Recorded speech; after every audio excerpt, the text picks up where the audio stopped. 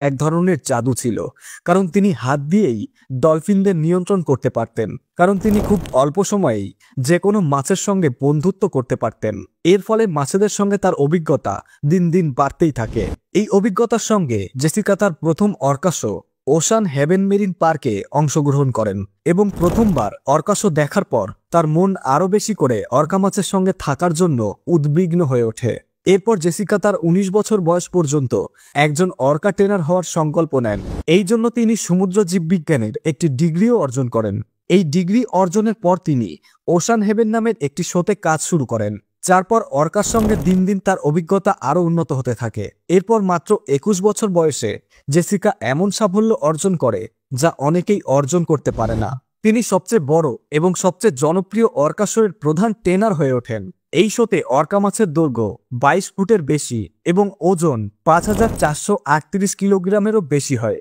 এই বিশাল অর্কা মাছের শো দেখার জন্য হাজার হাজার মানুষ জড়ো হতেন এবং এটি অর্কা শোগুলোর মধ্যে অন্যতম জনপ্রিয় শো ছিল।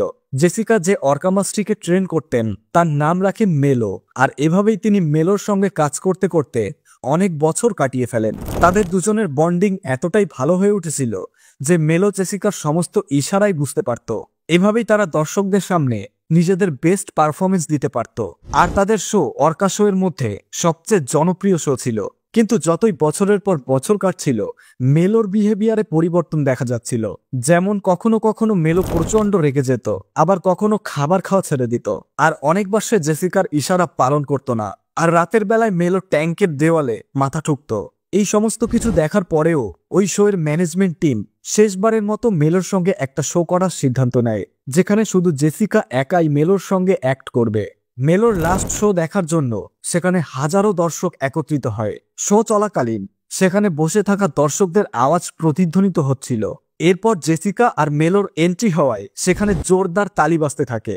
দর্শকদের উচ্ছ্বাস দেখে জেসিকার কনফিডেন্স আরো বেশি বেড়ে যায়। এরপর মেলো ঝড়ের গতিতে জলের নিচে সাঁতরে জল থেকে বাইরে লাফ দেয়, যেটা দেখে দর্শকরা আরো জোরে হাততালি দিতে থাকে।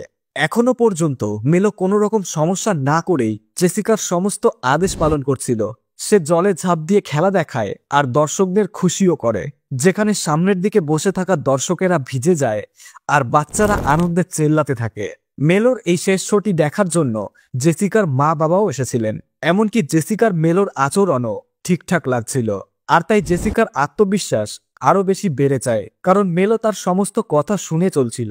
এরপর জেসিকা তার শেষ স্ট্যান্ড করার জন্য মেলোর পিঠে চেপে বসে, আর মেলো তাকে পুলের চারপাশে ঘোরায়। আর এরপর জেসিকার এই খুশি বেশিক্ষণ টেকে না, কারণ হঠাৎই মেলো কোনো রকম সংকেত না দিয়ে জেসিকার শরীর তার চোয়ালে চেপে ধরে।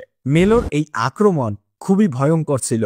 এই দৃশ্য সেখানে উপস্থিত প্রত্যেক দর্শক নিজের চোখে দেখেছিল, যেখানে মনে হচ্ছিল যেন প্রত্যেকের নিঃশ্বাস থমকে গিয়েছে। কিছুক্ষণ পর্যন্ত সবাই ভেবেছিল হয়তো এটি শোয়েরই একটি অংশ, কিন্তু যখন শোয়ের ট্রেনাররা সক্রিয় হয়ে ওঠে এবং